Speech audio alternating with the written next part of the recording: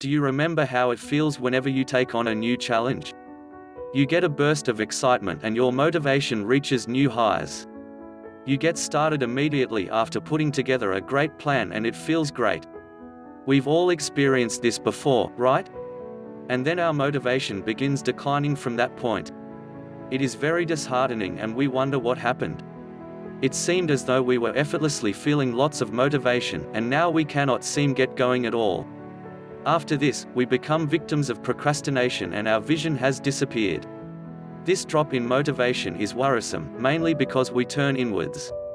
So we start questioning our own abilities, and whether or not we have what it takes. There are far too many people who blame themselves for lack of motivation. The fact is that this is a regular cycle that hits the best of us. After all, what goes up must go down, and this includes our motivation and excitement levels. A better way to assess our lack of motivation is to step back and look for reasons. This will change your mental focus from criticizing yourself to finding solutions. It is from this mindset that you can begin solving the problem. Let us examine the 7 ways we can boost our motivation levels when it has fallen. 1. Connect again with your purpose.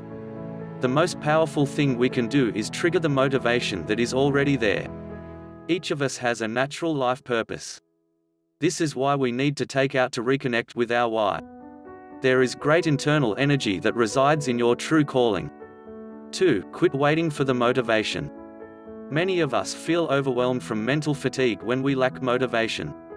For the lack of not knowing what to do, we choose to sit back and wait for the motivation. This choice is a reactive response when we need to be proactive. Get active in finding a solution. It is a mistake to wait for solutions. 3. Schedule a time to address this. Mark a date and time to address your lack of motivation.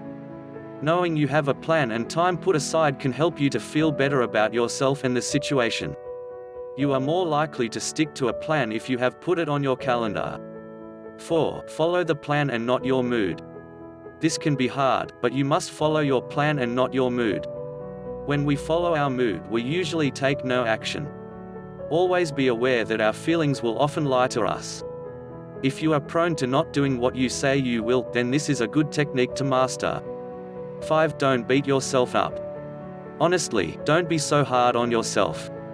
This reduction of motivation does not reflect your worth or value as a human being. The more you beat yourself up, the worse you feel, the less excitement you feel about doing most things. It's a vicious cycle. 6. Check your thought traps. Thoroughly assess yourself and how you feel. You must ensure that you are not falling into traps of telling yourself you are not good enough for this. Remember that this is not your voice, it's your fear speaking. Change is scary for people because we like things to be familiar. Ask yourself, are you self-sabotaging? 7. Share your goals. This is a great way to hold yourself accountable. Tell someone that you trust about your plans. Not only does this make you more accountable, it also makes you more committed to your objective. Never forget that a lack of motivation right now does not mean this is not important to you. You are a step ahead of most people because you have the self-awareness to know your motivation has dropped. Knowing this is only part of the battle, the next part is taking action. When are you going to start?